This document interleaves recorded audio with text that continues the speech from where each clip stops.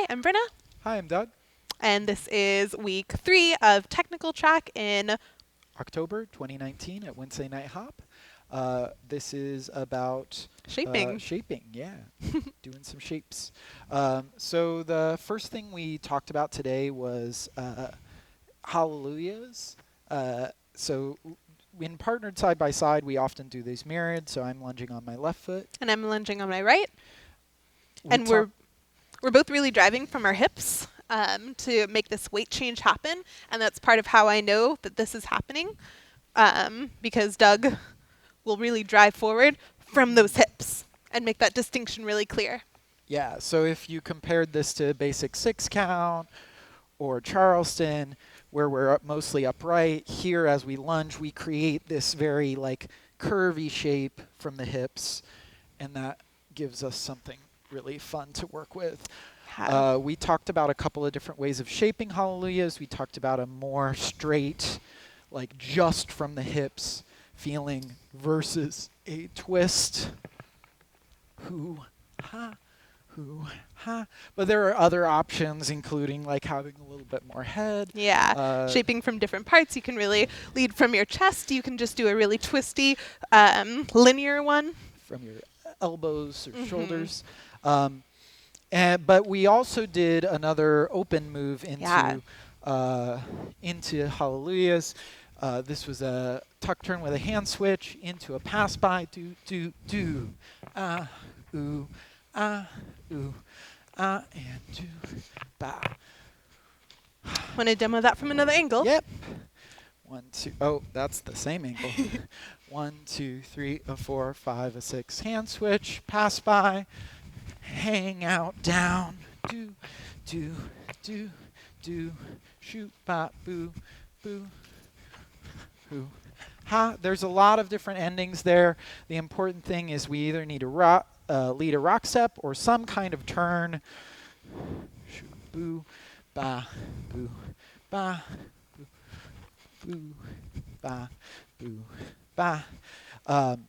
To get back into face-to-face, and we said the sort of most universal ending would be to actually just go into breakaway and then get back together on a sort of shared rock step. Yeah. So play around with all of those endings. The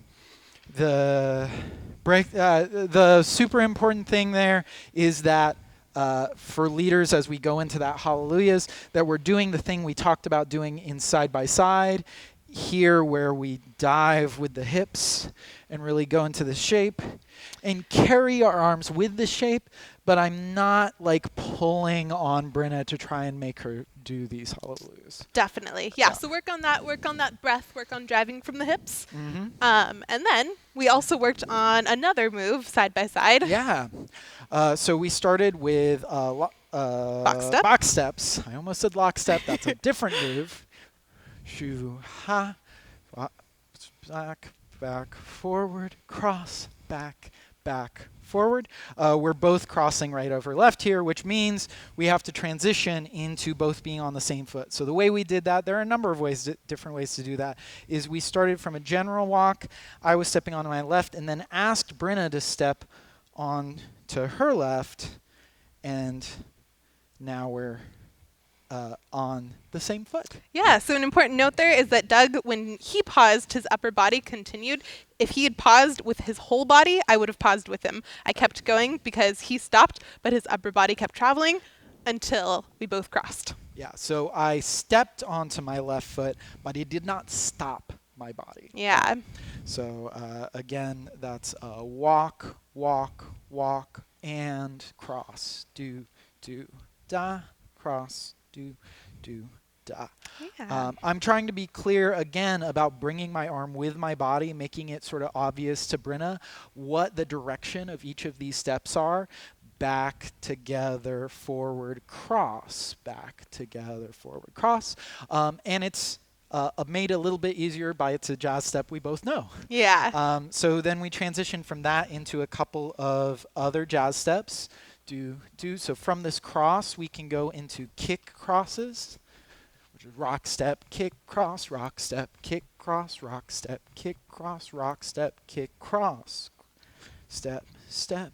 And Boom, those feel really boom, distinct to me. boom, One had a very Charleston-y boom. feel. The other one was really smooth. Two, bop, boo. And then the last one we did was into Suzy Q's. The transition into that one is instead of kick, cross, rock, step, we're doing kick and down. So it's sort of a lunge down onto that right foot where we can then open into Suzy Q's. Should we break down Suzy Q's real quick? Yeah. So the thing for Suzy Q's, you want to do the simple version? Absolutely. So version number 1, especially if you're following and not really sure what your leader is doing, is a pure weight change. So you're going kick, step, and your weight is forward, then back, forward, and you can definitely do this, and nothing will be amiss with your partner. If you want to get the full Suzy experience, again, this move is called Suzy Q's. And after we do that kick cross, dropping the whole foot onto the ground, I'm pointing my toe in to my left as it comes down. And then as I step onto my back foot, I open so my toe is pointing to the right or open. So it becomes close, open, close, open, close, open.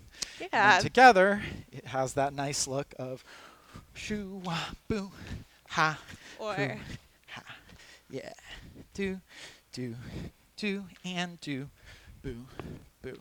beautiful. For the ending there, I have to, again, sort of fix our feet in the sense that I need to put us back on mirrored feet. So I'll often sort of hang out on my right while I'll ask Brynna to do a rock step and then go back into regular triple steps. Yeah, and so as we practice that, we had 2 homework assignments. Number 1 is not to look at the ground as we do any of those. And number 2 is as we're doing these, we want to practice them solo first this week before we convene next week. And we want to really work on making those feel distinct. So the Suzy Q is down, and then you've got this really smooth and gushy box step, and then a very Charleston feeling cross step. Yeah, so we're going to add a few more things next week and really work on the distinction between those and then have some more fun with shapes. Thank you.